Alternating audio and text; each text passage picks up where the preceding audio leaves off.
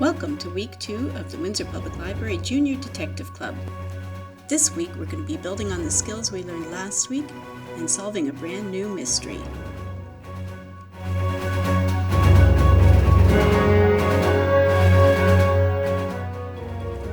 This week I'll be showing you some more books and some fun movies that you can take out from the Windsor Public Library that you can watch with your family. All about mysteries and junior detectives, just like you.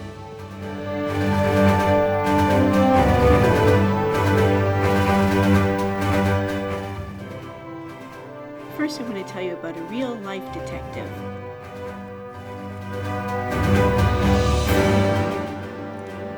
I learned about the first female detective in a book I was reading called Girl in Disguise. Now, this book is a grown-up book, but her story is so cool I wanted to share it with you. Let's look at Kate Warren. She was the first female detective and a master of disguises. We're going to look at how you can use disguises too. Allan Pinkerton started the Pinkerton Detective Agency in 1850. And in 1856, he hired Kate Warren as the first female detective in his agency. He thought she was there to be a secretary, but no, she wanted to be a detective. Warren convinced Pinkerton that she could go places where a man wouldn't be able to go, and to gain confidences and learn information a man couldn't.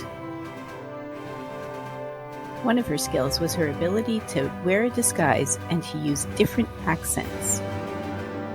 Some people even think that Kate is in this picture, disguised as a man.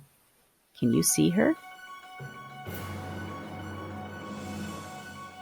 But there is a lot that we don't know about Kate Warren, partly because many of the records about her cases were destroyed in a fire in 1931, but partly because she didn't want us to know. But we do know that she helped save Abraham Lincoln's life from an assassination plot by disguising him and herself. She smuggled him onto a train and guarded him all night.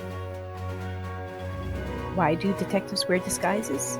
It's so people don't recognize you. It hides your true identity, and you can change your look quickly. If you want to go to a place to ask some questions, but you want to go there first to look at the lay of the land to see where the doors and windows are, you don't want people to necessarily recognize you the second time you go back. So if you wear a blue wig while you're asking some questions, and then take the wig off and ask the same questions to the next person, they won't know that it's the same person asking the same questions, even if they talk to each other. So some things that can help change your look or add to your disguise are glasses, even without the glass can help, hats, scarves, wigs, even different styles of clothing. Anything that doesn't look like the normal you. Of course, it's possible to go a little over the top with your disguise too. That will really make you stand out in a crowd, which you do not want. Back to Kate Warren, our first female detective. She showed a lot of things that we all could strive to as junior detectives. She was brave, she was smart, and she herself was a mystery, just like the mystery she solved. I would love to see any disguises you come up with. So ask your mom, dad, grown-up, whoever's in charge of you, if he or she will email a picture of you in your disguise to the email address on the screen. We'll put them on our Facebook page. I would just love to see how you look. Check out windsorpubliclibrary.com for these cool books about disguises and detectives.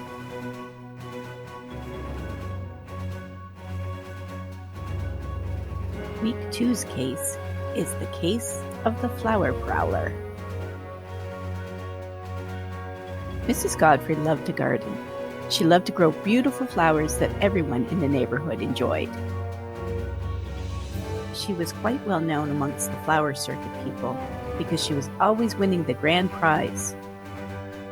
2 days before the big flower show, Mrs. Godfrey went to choose which rose she would put in the rose contest. At first, she felt lost. She looked to the left, and then to the right. But her beautiful rose blooms were all gone. She sadly wondered who could have picked her flowers and why.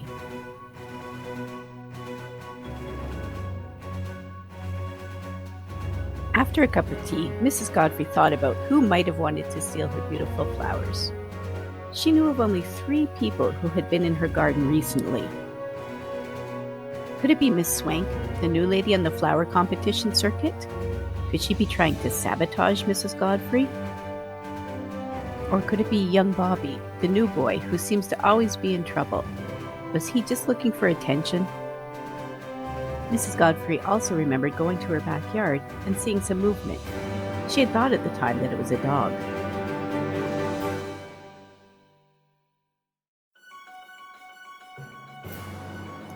She decided to take a closer look at the crime scene. As she investigated, she noticed a footprint.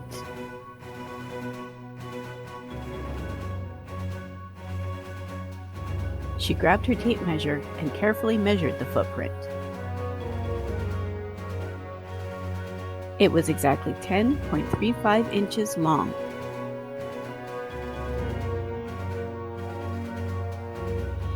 Just then, the doorbell rang. It was Mrs. Godfrey's 5'9" neighbor, DC Mustard. "Mrs. G, we've got great news," DC blurted out. Right away, Mrs. Godfrey knew what had happened to her roses, and she was happy. How did she know? What are your guesses?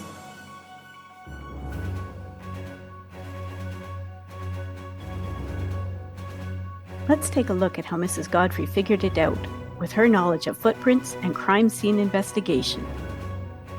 Crime scene investigators, or CSIs, use a lot of science and math in solving crimes. As soon as Mrs. Godfrey found the footprint, she measured it. That's one reason we have a tape measure in our detective toolkit. Mrs. Godfrey knew, because she herself was once a junior detective, that the size of your footprint is a ratio of your height. That means that generally speaking, you can figure out how tall someone is by how long their footprint is. The usual foot size to height ratio is 15 to 100. That means we have to do some math. We know the footprint size from Mrs. Godfrey's garden, 10.35 inches. What we don't know is the person's height. To figure the height, we put the ratio of foot size to height and make an equation. Remember, we're solving for x, or the culprit's height. So 15 over 100 is the same as 10.35 inches over x. So 15x equals 1,035 inches. X equals 1,035 inches divided by 15. Therefore, x equals 69 inches. So the person who left the footprint is 69 inches, or 5'9" tall, which is how tall Mrs. Godfrey's young neighbor, DC Mustard, is. Mrs. Godfrey realized that he had picked her roses to give to his girl, as he was asking her to marry him. Mrs. Godfrey was happy to have added to the moment. DC didn't realize those roses were so special, and Mrs. Godfrey always shared her flowers with the neighbors.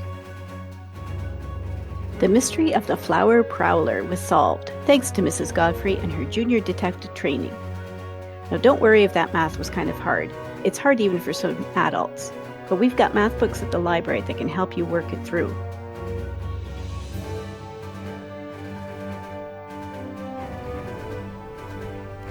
Today I want to talk to you about some DVDs we've got at the library. The first is The Secret of the Haunted Castle. 3 boys investigate to find out if there's a crazy inventor who's haunting the castle, or if there's something a little more sinister. Just about everybody has heard of Nancy Drew. She was one of my favorites when I was growing up. And in this DVD, Nancy Drew and the Hidden Staircase, she moves to a new town. Creaky footsteps, exploding light bulbs. Nancy Drew is on the case. Another of my favorites is Scooby-Doo. Even Scooby and the gang need to go on vacation. But even though they're in Florida, whooping it up, They still have work to do and mysteries to solve. Here we have Victor and the Secret of Crocodile Mansion. Victor and his family move into a creepy old mansion filled with weird masks and stuffed crocodiles. He's left alone with his sisters to investigate, to find out, are they haunted? Or is it just a weird place to live?